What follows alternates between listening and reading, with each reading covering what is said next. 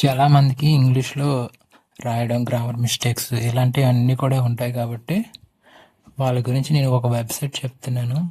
ఎందుకంటే మనకి ఈమెయిల్ పెట్టడం లేదా ఇంగ్లీష్ నేర్చుకోవడానికి లేదా ఏదైనా ఆఫీస్లో ఇప్పుడు సపోజ్ ఈమెయిల్ పెట్టాలి. సో ఇది నువ్వు రాసిన టెక్స్ట్ కరెక్టా కాదా ఇలాంటివన్నీ తెలుసుకోవడానికి మనకు ఒక వెబ్సైట్ ఉంది. ఆ వెబ్సైట్ ఏంటంటే నేను చూపిస్తాను చూడండి స్క్రీన్ మీద.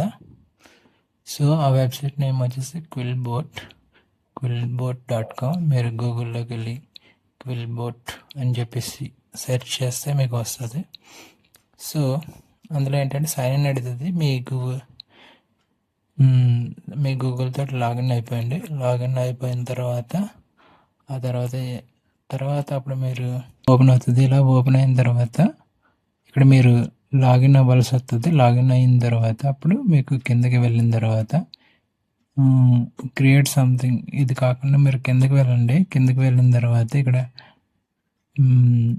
పారాఫ్రేజర్ అని ఉంది కదా, దాని మీద క్లిక్ చేయండి. క్లిక్ చేసిన తర్వాత మీకు ఇలాగ వస్తుంది.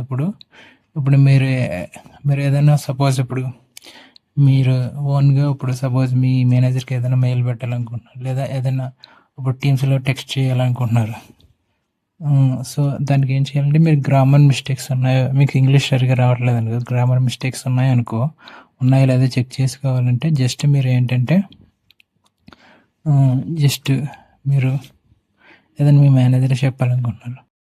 సో మీరు ఇలాగ టైప్ చేశారు, నాకు లీవ్ కావాలి so and so reason me manager type చేయబోతుంది.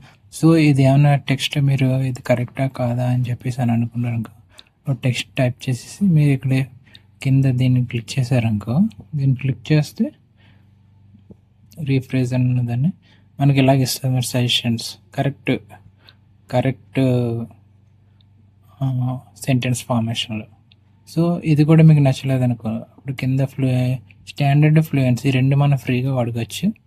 సో దీంట్లో కూడా మనం చూసుకోవచ్చు అన్నమాట. ఇది టెక్స్ట్ ఇది ఫామ్ చేసేస్తుంది. ఇంకా అది నచ్చకపోతే మళ్ళీ ఇంకోసారి క్లిక్ చేస్తే మళ్ళీ ఇంకోటి డిఫరెంట్ టైప్ ఇస్తుంది అన్నమాట. ఇలా మనకి అలా మార్చేస్తూ ఉంటుంది అన్నమాట. సో ఇది మీకు ఒక యూజ్ఫుల్ వెబ్సైట్. మీరు మెయిల్స్ పెట్టడానికి కానీ ఎవరితో ఇంగ్లీష్లో మాట్లాడడానికి, సపోజ్ క్లయింట్స్తో మీరు ఇంగ్లీష్ కూడా ఫ్లూయెంట్గా మాట్లాడాలనుకుంటే ఇది ఇంగ్లీష్ నేర్చుకుంటే కూడా ఈ వెబ్సైట్ బాగా ఉపయోగపడుతుంది. Thank you.